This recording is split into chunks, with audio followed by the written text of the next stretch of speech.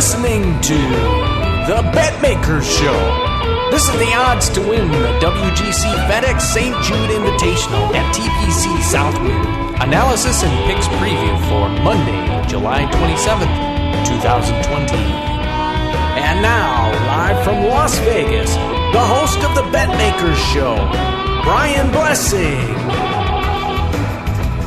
All right, folks, here we go. We got a big boy golf tournament to talk about this week. Brian Blessing in Las Vegas, Cam Stewart, hanging out north of the border. Always fun information, and it's always fun when we can cash a ticket. And the WGC events, Cam, best fields. I mean, it's ridiculous. The field that's here, Jon Rahm, new number one. So many scenarios that are in play.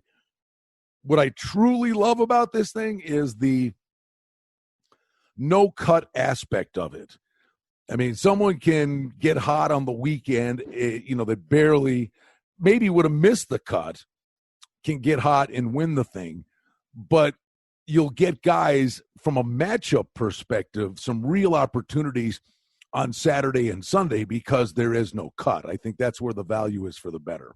Yeah, we've had a lot of tournaments. Like, look at Cantlay. He almost came back and won, making the cut on the number.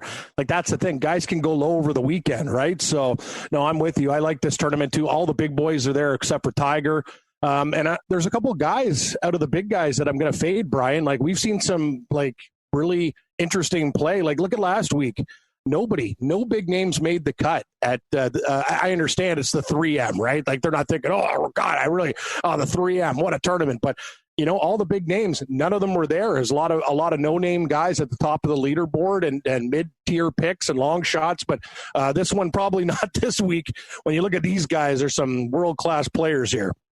Well, the storylines are ridiculous. Jon Rahm's the new number one in the world. Justin Thomas gave the memorial away, so he's motivated. But there's some sneaky McIlroy 12-1. He's been really, up and down, and the inconsistent nature of his game right now. By the way, Tiger's not playing because these guys are starting to point towards the PGA. Don't sleep on this, a big money event, but the PGA is what's in mind. But there are some between the cracks kind of guys that I think are absolute guys that are in incredible form, that are flying underneath the radar. Among the favorites, Koepka's the defending champ. No thanks. Dustin Johnson has won twice and 6 WGC events. He's got a bad back. He appears to be toast on a stick. So some of the big names have serious chinks in their armor. Rahm, really good, and he tamed Memorial. There are more consistent guys out there than Jon Rahm to me, though. I mean, I'm not knocking his incredible ability, but from a current form perspective, not at that price, obviously. No, I'm actually, I'm looking at guys I like Cantlay 18. I can't pull the trigger there. You said Dustin Johnson, he's injured at 25-1, not interested. Ty Hatton, with this strength and field, I would expect more from a guy like him. I'm basically looking at the board right now, and I'm going to start shopping around the 35-1 era range. I think Patrick Reed has been playing a lot better and falling under the radar. He's a guy that I'm looking at early if I'm going to put in a couple bets. And another guy that plays well here in the past that's kind of trending upwards, Billy Horschel. He's only 45. I want a little bit more. I think he should be probably around the 60 to range, 55 to 60. Field, he should be 80. Maybe 60. But you know what? Sometimes these guys put out numbers for a reason. They understand that, he's playing better. And if he wins the ticket at 45 and I don't have him, I'm going to be pissed. So I'm looking at Reed at 35 and Horschel at 45 right now. And another guy that looks pretty interesting is Abraham Answer at 55-1. Weird. We've been doing this for a lot of years.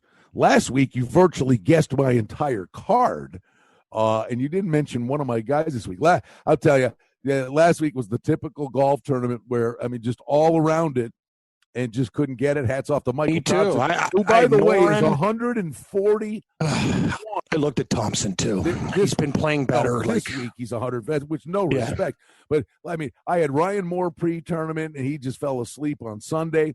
I pick up Taylor Gooch on Thursday, and he's the best golfer on the course on Friday and has a weekend to forget. Then you jump in the fray. Honestly, and had Bert Wiesberger pre-tournament. Guys, I was around it, So to that end, this week, let's just get to it. Well, for starters, Webb Simpson was the runner-up here last year. At 22-1, the guy's in really good form, and he's had a good success on this course. And I think Simpson's a guy, another win from Webb Simpson, he starts knocking on the door to be the world number one. So at that range, I like Webb Simpson. And then I got a bomb. But Cam, the one I'm telling you, at 22-1, not a soul talking about him. I think when we get to WGC events, I love Xander Schauffele this week. Yeah, I was looking at Schauffele. I really like Patrick Reed, but Schauffele's my guy.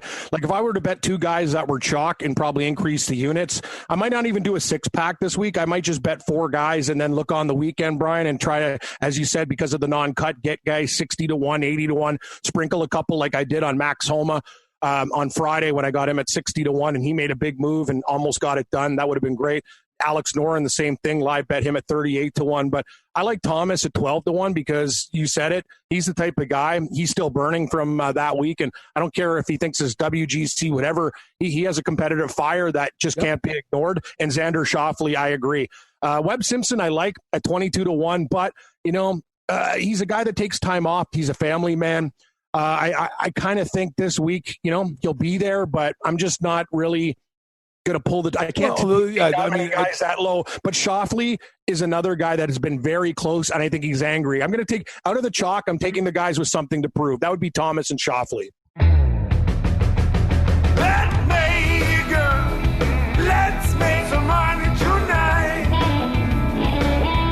For outstanding information and special offerings and promotions, we invite you and encourage you to sign up for our newsletter today, simply by going to the website at betmaker.com. Okay, and the Schauffele thing, by the way, I watched his opening round at the Memorial on Thursday. He just couldn't get out of his own way, and he had some bad breaks. And you know what was amazing? I mean, John Rahm would have been breaking the wedge over his knee and sticking himself in his jugular. Schauffele just kept grinding, talking to his caddy, maybe a smirk here and there. But the kid's demeanor, nothing phases him. I just love everything about his game. And I love Ty Hatton, but come on, 25-1, Ty Hatton, please. So anyway, oh, by the way, talk about somebody who's going to be pissed is DeChambeau after the 10 at Memorial when he was playing just fine and had a brain cramp. DeChambeau, he's basically contended in every tournament. Yeah. But here's the thing, Brian. What do we take? Can I take Justin Thomas at 12, DeChambeau? Like, that's the thing. That's why I respect you. You take guys like more bombs. I wish we had a sense of, it's funny. I've taken Michael Thompson a couple times this year, just me too. Last week. And very frustrating. And also, if you look at the track record, the way he plays well on courses that have water and wind, and you know what I mean? It kind of fit the bill this week, but it's just really hard when there's so many guys in the field. But that's the thing. If I take Thomas, I got to make a decision. I can't take him and DeChambeau, or if I take those guys, you know what I mean? I can't bet these other guys. That's the problem, right? Well, I would say this to you. This, I believe, is a different tournament, at least in terms of a betting approach. And I'm coming in with fewer guys, and I'm going to jump into the semi-favored pool here with Schauffele. Because the thing is, come Friday night, Cam, you're going to be sitting there with a Colin Morikawa or somebody like that who's 4 back or 5 back at 35-1. You'll get a better price on him Friday night before moving day than you will throwing a dart before the tournament starts. So from that end, I like Schauffele. But I gotta throw one other in there. Jeez, I mean, this is the frustrating part. By the way, Daniel Berger has won this tournament twice. It wasn't a WGC event, but Berger won back-to-back years, 2016, 2017. Then he's got the injury, comes back as one of the better players on the tour, consistently shooting under par. I think Berger's got to be on the list, man. No, I agree with you. 28 though is another thing. Like it's hard to. I hate to say it. This is a chalky event. Like I don't think you're probably going to find a guy. I'd probably cut it off. Maybe like one or two bomb plays, but I don't see anybody. I don't see anybody over probably past the Leishman, Garcia, Kuchar range around 60 to 70 to 1 winning. Guess you could look at Stenson at 80, but I don't know his form. Well, Sun Jayam's 90 to 1. He's in horrible form. We used to bet this guy at 25 to 1. I got one for you too. I'll throw a bomb out there and then I'll listen to yours, and I'd like to guess yours because that's the the game that we play on the show. I always seem to guess your guys, but I like Danny Willett at 90 to 1. Good. I like that. Good form. I mean, that guy, guys win the Masters or a major and they vaporize, and his brother was a wing basket, put all kinds of pressure on him. But to your point, why can't a guy in the 141 to range win this thing? These are the top 64 players in the world. You know what I mean? But usually the cream rises to the top. But I got one grenade. And it's what we've talked about week after week after week after week after week when we do this stuff. I don't know why. I just had a feeling last week. Louis? No, I'm coming right back with my cheeseburger burnt. And let me tell you something. He shot 73 on Thursday, and I'm like, what the hell were you thinking? I know, and then he went low. Well, then he comes back and shoots 66, 66, 68. If he shoots, 70 on the first day, I mean, he was contending to win this past week.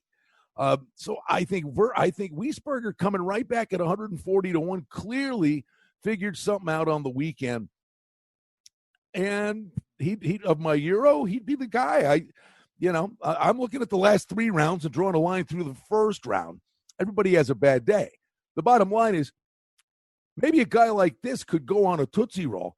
But one thing you can bet Tony Finau, and he'll go haywire in the first 3 rounds and then vomit all over his FootJoys on Sunday. That's the thing. Finau, it's almost like you can't bet him to win anymore. He needs to be top 10 or 20. Like, it's just until he figures it out. It's just the way he played on the par 5s. I'm actually like, I don't get pleasure in this. I'm watching him, and my buddy had money on him again, and I'm like, he just keeps on betting on Finau. It's like, no shot. It's like, dude, I know he's getting frustrated. I say, that's why. Like, this week he was smart. I told him, I go, you at least got to do the top 10s and 20s. Like, you can't be fooling around with this guy. You can't get it done on Sunday.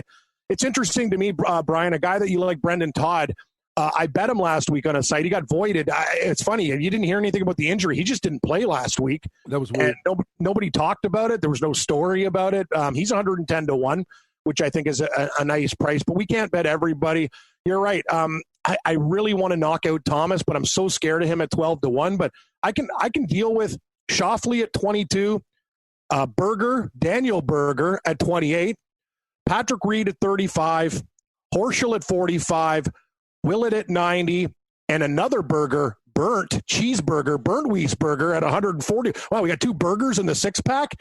Is there a guy fries or fish or chicken wing? I got 2 burgers in my basket. I'm gonna do something, say something. I'm doing it. I'm not saying it. I'm doing it. I mean, it's it's $5, but it'll be a story to tell.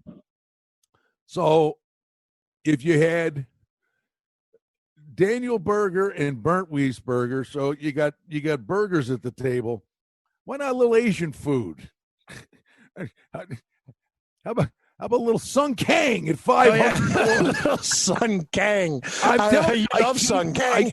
He's your favorite underdog, Sun Kang. I keep waiting. This caddy, Damon Green, man, I'm telling you that this kid, he shows up once or twice a year, but when he shows up, he can be right there to win. But well, how do we not take Max Homa at 140 to 1? Because, Cam, how? The guy looks great. And I know he missed putts. Trust me, I wanted to punch my hole through the TV. He can't putt. I would have won a fortune if that guy won. He can't putt. No, he can't putt. I know he can't putt. I mean, I had him. I was watching him and Noren and Moore. We had Moore too, just burn edges. Hey, like, let me tell you golf was something. Frustrating again on Sunday. Like, let me tell you, I didn't have a lot of fun watching golf. I was pissed. You know who absolutely could have won that tournament. I mean, and he just the last 4 holes. Noren just.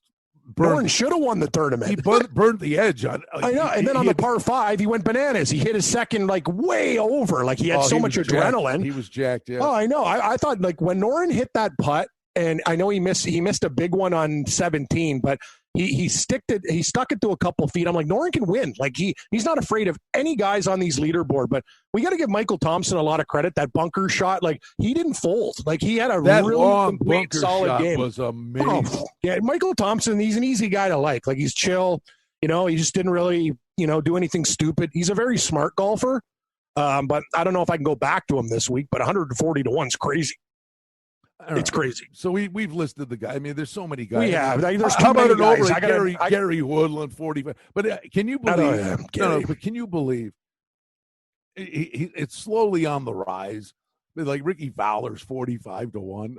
It's almost becoming comical. It is, and I can't bet him. What would you bet Fowler at? Like, what's the number? 80? I'm not betting him at 45. You know, it's just name recognition. 66 to 80 is where I go. Okay, Ricky, I'll watch this Farmers commercial here. I get it. I'm listening. You know, where you're sitting out in your chaise lounge in the backyard, your neighbor's trying to talk to you, and you're ignoring them. I'll listen. You know, honestly, you're right. Stenson's coming off the long layoff, but at the 80 to 1 range, honestly, I mean, I'm just sitting there going, Matthew Wolff at 80 to 1 is not bad because he's. I agree. You know what? I agree with that. He's close to being in the top 10 in the world. He's close. Like that's the thing. I can't bet everybody. I like Willett at 90. I like Wolff at 80. You know, but I don't know. Close. Yeah, he's close. Well, he's very close. And the thing is, he can putt when he gets hot, and he hits the ball a million miles. So at 80 to 1, I think Matthew Wolff is a very good price. I'm not gonna get away from Schauffele. I'm convinced Schauffele will be on the first page of the leaderboard. I am too. I got to come back with Berger though, but I love that pick. I'd love Berger to be around 40, but he's 28 for a reason. Let me ask you though, when push comes to shove, if you were coming down the stretch, to win the thing, do you like Schauffele or Berger better? Berger. Do you really? Yeah, I do. Daniel Berger is one of those guys, Brian, and I'll lay out empirical data. When he's been in contention, he's won. When he's there, he hasn't backed up. Schauffele is not a gagger by any stretch of the imagination, but he also misses short putts down the stretch. He does great things. Daniel Berger has a proven better record closing tournaments than Schauffele. That's fact. And he's won here. It's fact. It's not even like an opinion. It's true. He's been around longer. He has, but he's also like, even this year, he comes back at 70 to 1. He's not scared of anything. Berger's he's like Michael Thompson. Some of these guys just have good nerves. They don't freak out. You know what I mean? Like, I like Schauffele a lot. I love the price at 22. You're right. He's got to come. He's got to break through eventually. Like, you got Hovland at 25 to 1 and Dustin Johnson at 25 to 1 and Hatton. No offense. I know you're the president of the Tyrell Hatton fan club. Ricky Hatton, the boxer. I am in Tyrell Hatton fan club, but he shouldn't be anywhere close to Xander Schauffele or Berger on the odds board. I think it's ridiculous. Hideki Matsuyama, what the hell is he doing at 30 to 1? Like, I can't even look at him. At a 50 to 1. He could win this week. By the way, that ship has sailed. Oh, his ship is Matsuyama. Oh, yeah. Oh, the Matsuyama ship is done. Yeah. Like, sorry, Hideki. Like, you should be 50 to 1, like in Abraham Answer's area code there, 55. No, thank you. But I think Billy Horschel's sneaky, and I know the odds aren't very good in this field, but he's the type of guy. I really like what I've seen, Brian. He'll be jacked up in this tournament too. Florida Gator, it's in Memphis. There's something about Horschel that's telling me he'll be there this week. All right, man. It's a WGC event, and we love these. It should be another good one. And then we're getting closer to the majors, Cam, and the push continues. Knock on wood. Golf's been able to soldier through this thing, and it will continue on. Oh, golf. I hope all you guys who like baseball, you start. That's what I'm getting at. And horse racing, get on it. Well, I mean, honestly, it's a golf podcast, but let's just wrap it up with this: is this Marlins thing? You play 3 games and a whack of guys test positive, and at the time of our recording of this, there's no answer. Their game's postponed. One would envision the Yankees game will be postponed. It already has. Oh, it has been postponed. Well, it had to be because they're going into the clubhouse they were in. Exactly. And so, I honestly, I pray to God no. But what if we sit down and do a golf preview next week and we're saying the baseball season was canceled? Wouldn't shock me. All it takes right now, so we have 2 postponed games already. And remember, it's a chain reaction. So all these other teams have series against these other teams. To the point that you brought up, you got to sterilize the locker rooms, all the other stuff. Cares about social distancing. It's still a game where you're talking to the guy at second base after a double, at first base after a single. Things happen. And we've already had 2 games postponed right now. So what did they think, Cam? I said the same. Actually, I want to give myself the Barry Horowitz. I sound like the Grim Reaper, but on my regular show, I go, baseball might not last a week or 2. It's been a few days, and it feels like they're almost done. Here's the thing. Okay, hockey, like their chances. I'm scared. Well, no, they're going in the bubble. Yeah, the MLS, went in the bubble, and they're getting through it. They're finding a way to get through it. Football, you're going to have traveling. Football's not looking positive. Baseball, but it's the traveling thing, Cam. Mm-hmm. What did they think was going to happen? It wasn't like, was it Ottawa? I think it was. It wasn't like the Ottawa Senators were hanging out with the Utah Jazz. They just used the bus that they were using, and some guys tested positive. So in the foreseeable future, the outdoor stuff with no contact, have a nice day. The bubble, have a nice day. The baseball thing, the traveling is the thing. And then the football stuff, they'll be traveling, but those guys aren't in a bubble. And I from the day this started, and we'll wrap this up, but from the day this started, I just paint this silly ass picture. Second play of a game, running back goes off left tackle, stumbling off balance, gets hit by a linebacker, ball comes out. 8 guys jump on a pile fighting for the football. The guy at the bottom of the pile's got the virus. Football season over. I know. And it's very realistic. We don't want to be the bearers of bad news. We don't want to sound like the Grim Reaper, but we talked about baseball. Like, these morons could have they could have started this thing months earlier in Arizona and Florida before the spiking. And you know what? You would have had time to get rid of a couple players if this happens individually and do what you did in MLS. These guys, you know what? These guys, listen, these guys, this is on the players. This is on the baseball players because, all the demands and all the this and the that. You know what? You're playing baseball. They just could have gone down to some training camp facility like they did with the MLS in Orlando. Yep. And you house these guys. We agree to disagree, though. The owners, Brian, they put the owners are to blame for all this. They were greedy and they put these guys in this position, and they never had the willingness to start at that time. You know that for a fact. They're both at fault, but the owners they're the ones who screwed it up, and they should have started a lot earlier. And that's fair too. So both, but I'm just saying. All right. So from an overview perspective, right now, sports to return, you need the bubble. Yes. That's where we agree. Anyway, let's get out of here. So what are we doing? I do a 6-pack, but how about we do like 3 beers to start? You like Thomas? I love Thomas. Shoffley at 22, I'm in. Berger at 28, I'm in. I'm going Billy Horschel at 45. That's what I'm betting now. And a couple bombs that I like. I like Wolf, ow, hoo, hoo, hoo, and Willett, WW. What do you got? I'm in on Shoffley. I've got to go that route. And then I've already said I'm coming back with Wiesberger for a lark for 140 to 1. I got to take a shot there. Berger is really, really tough to deny. I love the Wolf thing. We kicked the tires on, and To me, it's Shoffley. I'm all about Shoffley this week. I'm really kind of all in on Shoffley this week. It's funny. And then I am throwing $5 on Sung Kang. I'm telling you that too. Sung Kang. Yeah, a couple of burgers and a couple of burgers and Sung Kang. Burgers and a.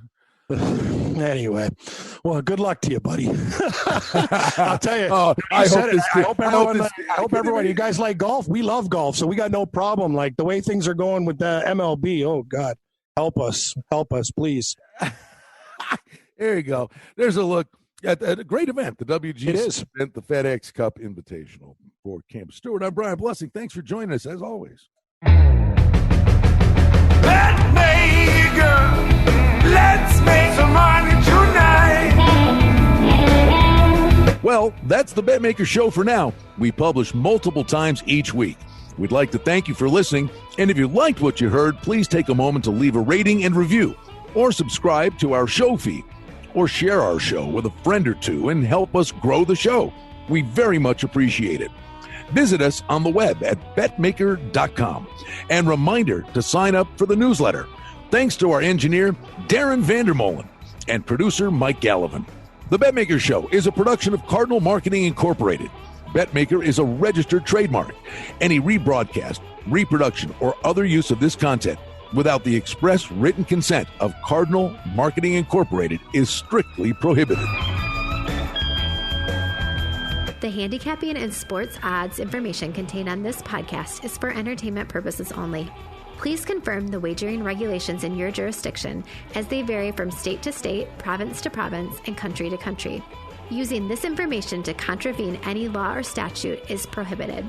The podcast is not associated with, nor is it endorsed by any professional or collegiate league, association, or team. This podcast does not target and is not intended for an audience under the age of 18. If you think that you have a gambling addiction, stop this podcast now and please seek help.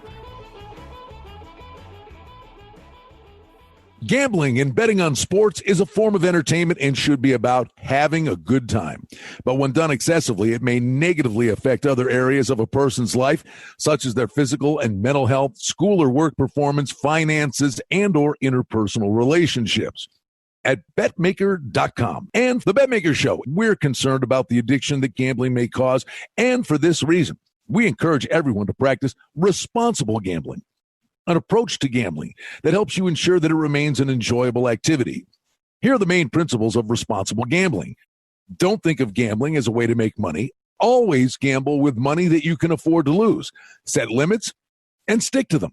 Never chase losses. Don't gamble when you're depressed or upset, and create a healthy balance. Always be aware of how much time you spend gambling or thinking about gambling. And do not allow gambling to cause you to miss out on time with family and friends or time spent on other activities you enjoy. By following these guidelines, gambling can be a good time and great entertainment. If you feel at any time that your gambling is taking away from important areas of your life, is causing you stress or depression, or is leading to financial losses that are beyond your control, please reach out for help. Learn more at responsiblegambling.org.